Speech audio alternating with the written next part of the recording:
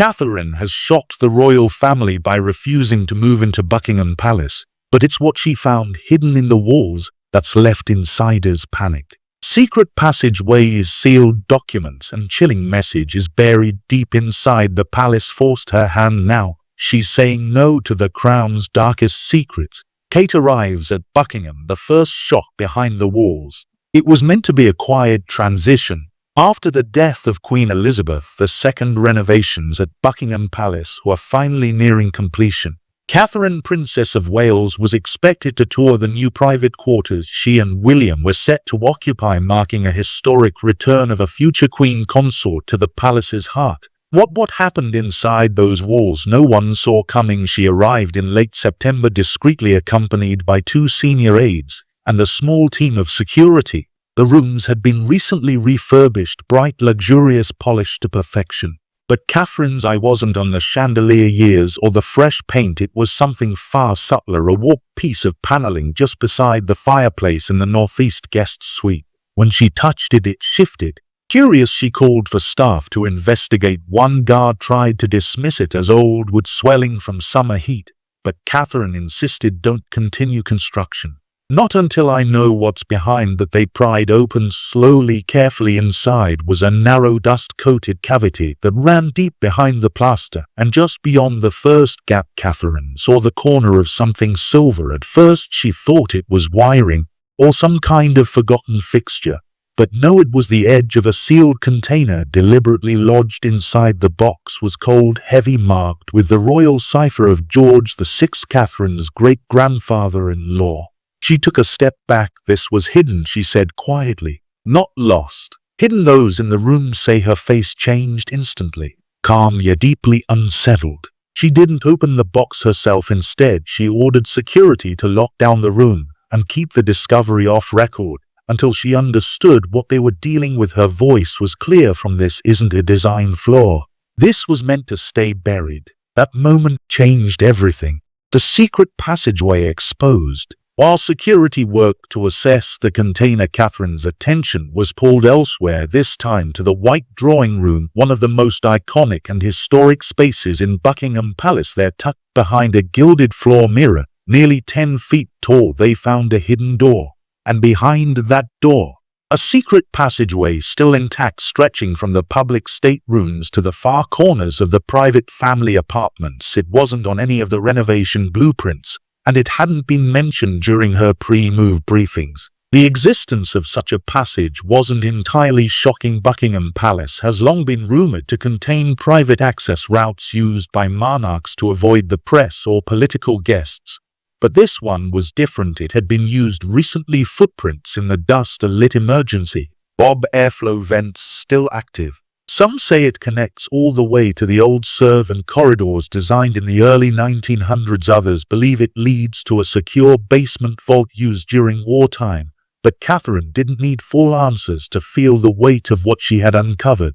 The message was clear. This palace was built for surveillance, evasion, and control. Not comfort, not family. She asked the aides accompanying her, who else knew about this? The room fell silent. It was more than a hallway. It was a metaphor for power, for secrets, for everything Diana had once warned about: walls that listened, corridors that spied, and a system built to protect itself, not the people inside. Catherine stood still for a moment, facing that passage, then quietly turned away. She didn't need to go any further to understand the truth. This place was never meant to feel like home. What lies within the wall? Hidden documents or shadows of the past? Once the sealed container was removed from the wall cavity, it was placed under armed watch in a secure room away from the media and even most stuff. Catherine waited until the palace had quieted for the evening before opening it alone, with one senior aide by her side and security posted outside. The lid creaked open slowly, and what lay inside was nothing short of disturbing. Neatly wrapped in decades-old cloth, the contents included handwritten letters, torn ledger pages, and fragments of old architectural blueprints. Most were aged, some crumbling at the edges. The ink had faded, but the messages were still legible. What shocked Catherine was the dates. Several documents were from the 1930s, and 1950s, with others more recent, including scribbled marginal notes dated 1987 and 1990. To one letter stood out immediately. A torn page addressed anonymously, marked only with a royal wax seal, read, "Too many, no, shut it down before it reaches the girl." Another note dated just weeks before Princess Diana's death had one chilling sentence: "She suspects the door, we've blocked it from her. But the boy will ask." Catherine froze. The girl, the boy, the door. The references were vague, but the intention was unmistakable. Someone had hidden access, knowledge, and possibly danger from Diana. And those same walls now surrounded Catherine. There were symbols drawn in the margins, not just initials, but coded emblems, tiny crown sketches marked with slashes, arrows pointing to corners of a map, and faded seals from King George VI's reign. And beneath it all, a blueprint of Buckingham Palace marked in reading, showing restricted areas and underground passage routes. One area, boxed and crossed out, was simply labeled Black Room. What was that room, and more importantly, who made sure it was forgotten? Catherine quickly understood these weren't just random papers. They were pieces of a larger, long-buried puzzle. The kind of puzzle people risked everything to hide, and now she was holding it in her hands. These weren't meant to be found. Not by staff, not by historians, and certainly not by her. Kate's reasoning, dignity, safety, legacy. That night Catherine didn't sleep. The walls around her felt different now. They didn't protect, they watched. She'd grown up understanding the monarchy's weight, but this felt darker, colder, not royal, but royalist. A system built not just on tradition, but on secrets layered beneath gold leaf and chandelier years. The next morning she made her decision. She gathered her senior staff and in a clear, unwavering voice said, "I won't live in a house of whispers." The palace was stunned. No future queen had ever turned down Buckingham before, not publicly, not like this. But Catherine wasn't just thinking about image, she was thinking about her children, her safety, and the truth buried inside those walls. If Diana was right about what went on in secret, if Catherine's discovery confirmed it, and living in Buckingham meant stepping into a gilded trap, to the public, Buckingham Palace symbolizes power. But to Catherine it now looked like a cage. Ornate, grand, but still the cage. She understood what came with the role, but she wasn't going to sacrifice herself for the illusion of a royal fairy tale. Diana had tried and paid the price. Refusing to move in, Catherine wasn't rejecting tradition. She was redefining it.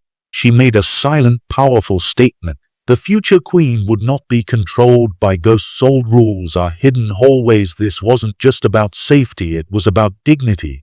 And it was the beginning of a new kind of royal legacy, one not built on silence but on choice.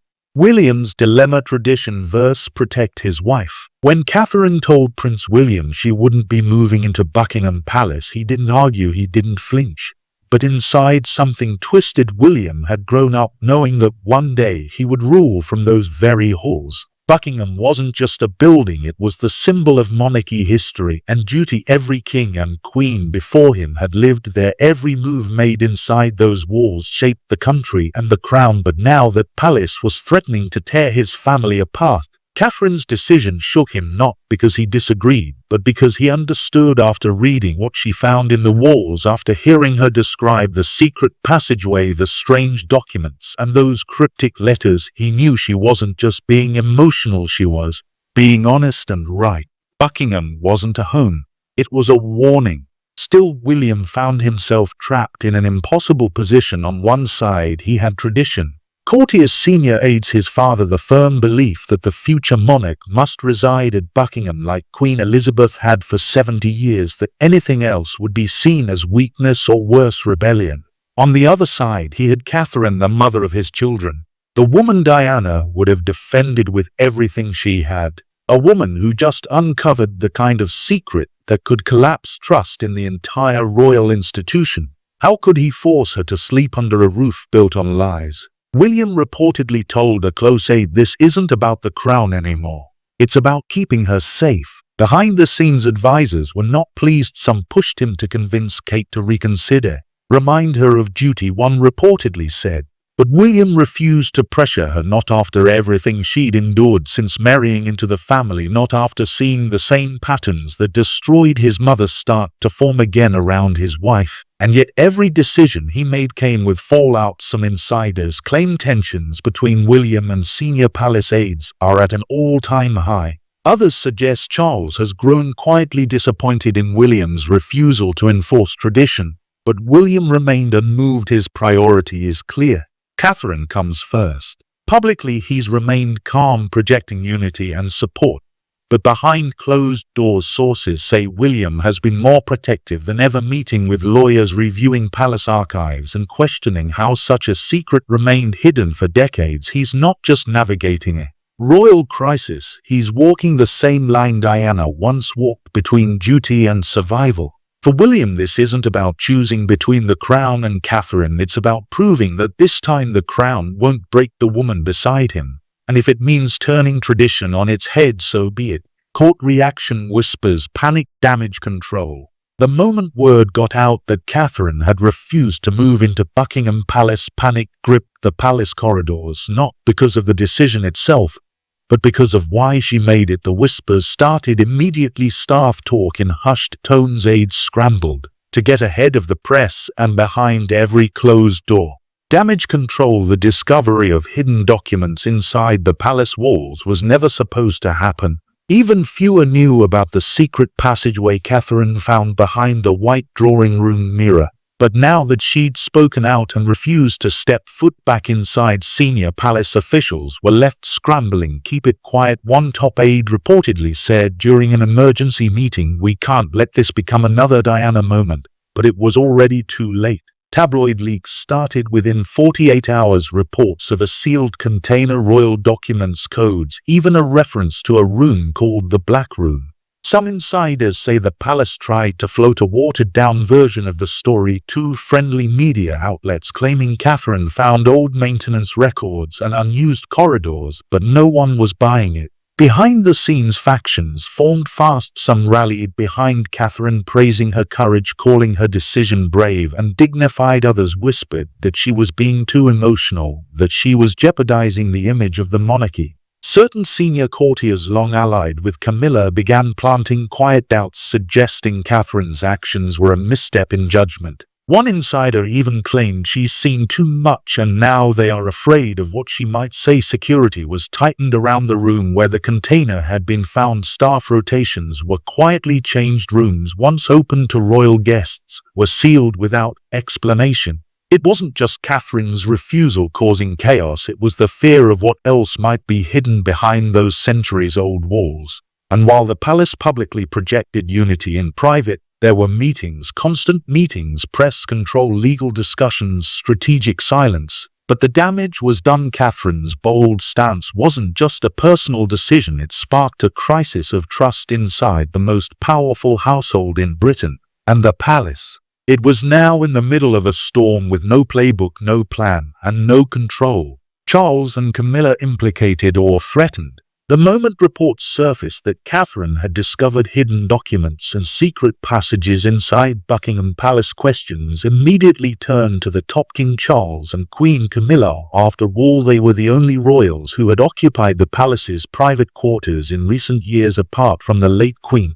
And now their silence was drawing suspicion. According to insiders, Charles was furious, not just at the leak, but at the implication. How could this happen under my roof? He reportedly asked aides in a tense private briefing. Camilla, meanwhile, was said to be visibly distressed, pacing through her residence at Clarence House, demanding to know exactly what was found. The answer wasn't comforting. At least one document reportedly bore Charles's royal cipher from the 1990s, leading some to speculate that he either knew about the sealed container or had authorized its concealment. One letter, partially leaked to a tabloid, included a veiled reference: the agreement stands as discussed, the less she knows the safer. The letter wasn't signed, but the date 1990s. 6 raised eyebrows, as it was just months before Princess Diana's death. Camilla, his name wasn't explicitly mentioned in the documents, at least not in what has been made public. But insiders claim one note referenced her entrance into the inner circle must remain discreet until succession is clear. That line alone triggered speculation. Was Camilla's path into royal legitimacy protected by more than just silence, where secrets actively buried to smooth her transition? Camilla Camp has gone into rapid response mode. Age reportedly reached out to select media figures to float alternative narratives suggesting Catherine misinterpreted what she found or that the documents were planted by unknown hands. The goal was clear: discredit the find before it turns into a PR disaster. But there's a deeper concern with Catherine refusing to live at Buckingham and growing public pressure for transparency. Any attempt to cover this up now risks backfiring. Charles, already viewed as a transitional monarch, can't afford a scandal linking him to buried palace secrets, especially ones tied, however loosely, to Diana's era. And beneath the surface, a new tension is brewing. Catherine and Camilla's already cool relationship has reportedly soured even further. A source close to the family said there's a quiet war. No one represents the old guard, one the future, and the palace knows it. Charles is caught in the middle. His past, Camilla, his rise, and Catherine's refusal have collided in a way no royal planner could have predicted, and now his reign stands at a dangerous crossroads. Fight to protect the system, or let it burn to protect the truth. Public reaction and media frenzy. The public wasn't just shocked by Catherine's refusal, they were electrified overnight. The story dominated headlines across the UK and beyond. Front pages screamed, "Kate, reject the palace. Secrets in the walls, what did she find? Buckingham bombshell, royals in crisis." Social media exploded within 36 hours. Hashtags like #KateKnows, #Hidden in the Walls, and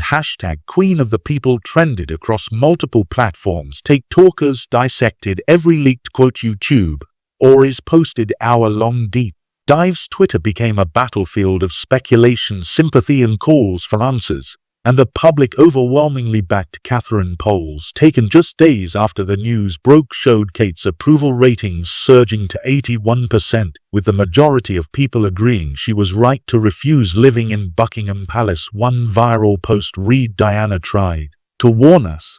Kate is finishing what she started." Official palace press releases were sterile and vague. One statement read, "The Princess of Wales continues to be a valued and respected member of the royal household. All residential decisions are personal and private." But it was too late. The sanitized narrative wasn't enough to stop the storm.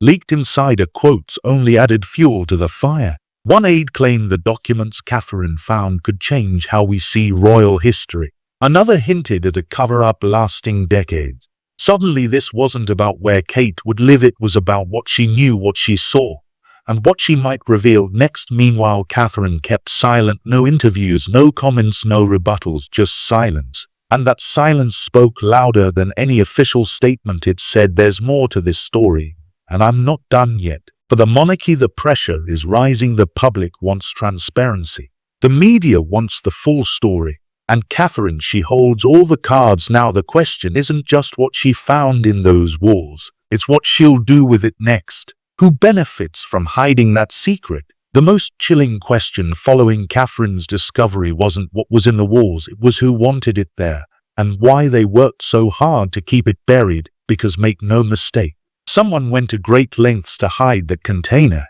The passage, the letters, the plans, and the truth. Insiders are now looking inward at a tight circle of senior courtiers, private secretaries, and royal household veterans who have served multiple reigns.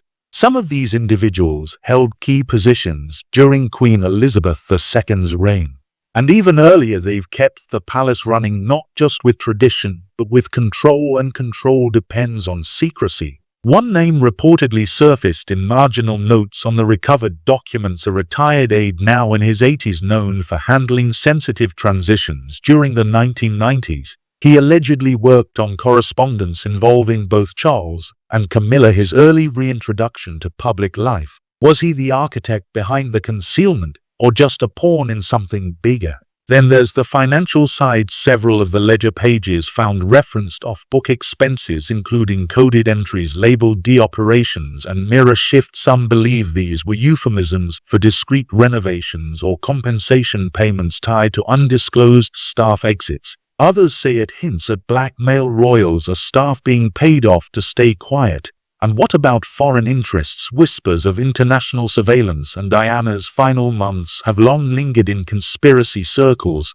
but now with Catherine's find, those theories no longer feel like fiction. One note reportedly mentioned a foreign diplomat with direct influence on palace security, another possible explanation for why the hidden passage stayed undetected during multiple renovations. Those who benefit from this kind of secrecy, they are the ones who fear accountability. The old guard, the ones who profit from protecting royal image at all costs. Those who traded favors, legacy, and silence. If Catherine digs deeper, or worse, speaks publicly, the ripple effects could hit not just the monarchy, but British institutions tied to it. And let's not forget, this may only be the first secret. With the discovery of one sealed container, attention has now turned to what else may be hidden within the palace's 775 rooms and secret corridors. Multiple aides have already been reassigned on. New security sweep has reportedly begun. But here's the problem. Catherine already knows too much. And those protecting the past, they're running out of time. Aftermath and legacy hates. Bold ref.